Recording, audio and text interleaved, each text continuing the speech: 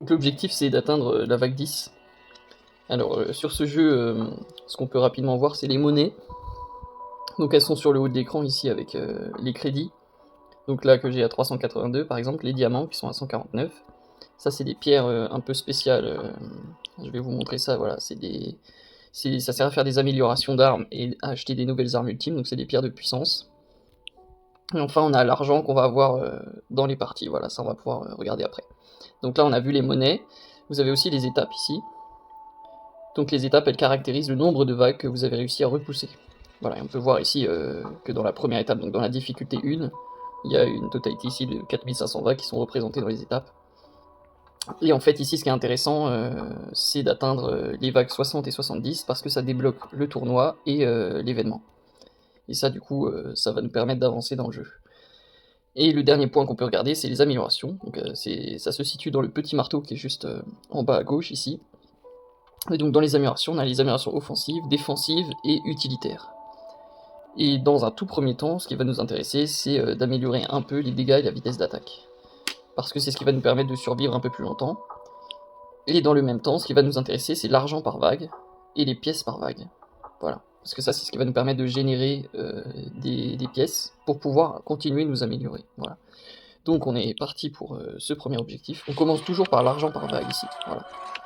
C'est toujours la première chose qu'on cherche à développer parce que c'est ce qui va nous permettre de recevoir de l'argent toutes les vagues et donc de survivre un petit peu plus longtemps.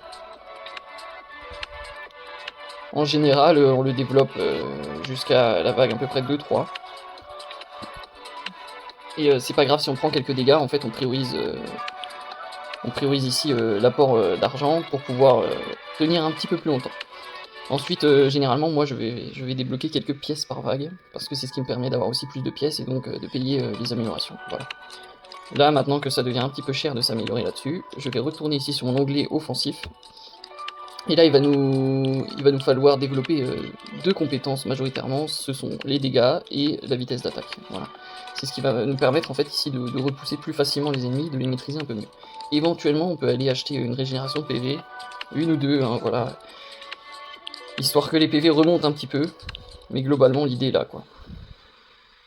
Voilà, donc on essaie de développer cette vitesse d'attaque pour atteindre la vague 10, voilà, ce qui est finalement l'objectif que nous sommes fixés pour le moment. Voilà, donc cette vague 10.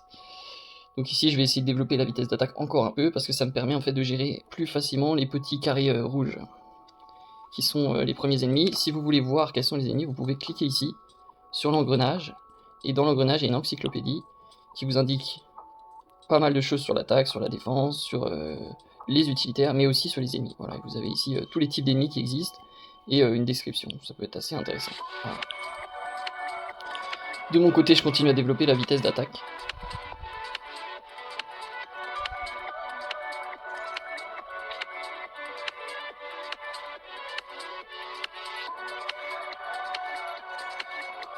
Assez rapidement, je vais mettre un peu de dégâts aussi pour pouvoir maintenir les petits carrés rouges justement à distance, hein, vous voyez.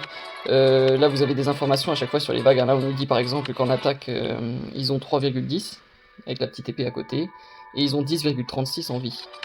Voilà, donc ce qui est intéressant c'est de comparer vos dégâts à leur vie par exemple. Voilà. Là on voit que j'ai 19 de dégâts, qu'ils ont 12,15 de vie.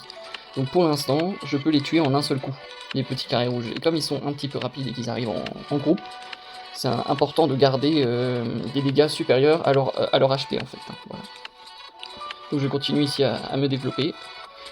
Et la particularité de la vague 10, c'est qu'on va avoir notre tout premier boss qui va apparaître. Et donc là c'est intéressant d'augmenter encore un peu les dégâts parce que le boss, c'est une troupe qui a énormément de vie. Et qui n'est donc pas facile à tuer finalement. Ouais, le fait d'augmenter les dégâts, ça participe finalement à notre capacité à le repousser plus facilement. Voilà, il y a 351 HP comme vous pouvez le voir. Donc ça fait beaucoup de vie. Hein. Voilà, mais là on va réussir ici à le supprimer. Et du coup on a passé finalement la vague 10. Et maintenant on pourrait se poser la question de la vague 20. La particularité de la vague 20 c'est qu'il y a de nouveau un boss qui sera beaucoup plus puissant encore. Donc on va dire que là dans un aspect offensif, ce qui va vous manquer c'est des dégâts et de la vitesse d'attaque. Donc on va essayer d'augmenter les dégâts et la vitesse d'attaque. Mais ce sera très certainement pas possible de passer la vague 20 quand même, parce que ça suffira pas pour vaincre le boss, Et pendant que le boss nous tapera dessus, parce qu'il sera encore en vie, les petits carrés rouges anéantiront la tour, finalement. Voilà, et donc dans un premier temps, vous allez faire ce genre de partie jusqu'à la vague maximum pour vous, en ayant amélioré ici vos pièces par vague, et du coup vous allez tirer des pièces. Et le fait de tirer des pièces va vous permettre d'arriver à l'étape supérieure, qui est un changement de stratégie qu'on verra dans une autre vidéo, mais du coup ce changement de stratégie, il faut le payer. Et donc vos premières parties, elles vont être économiques, entre guillemets, c'est-à-dire que vous allez farmer des pièces pour pouvoir vous améliorer et passer tranquillement, sereinement à cette deuxième étape, qui sera, vous le verrez, beaucoup plus défensive. On s'axera ici sur la défense plutôt que sur l'attaque. Et c'est ça qui va nous permettre, dans la difficulté 1, d'aller beaucoup plus loin, finalement. Voilà. Donc là, vous voyez, on n'arrive même pas à atteindre la vague 20, c'est pas grave. Et du coup, ici, tout l'argent qu'on a, on va ici viser à le mettre dans des améliorations défensives pour débloquer la défense absolue et les dégâts d'épines, voilà, ça vous devez les avoir, et ensuite pour les améliorer. Voilà, c'est tout pour cette première vidéo, et qui concerne donc la vague 10.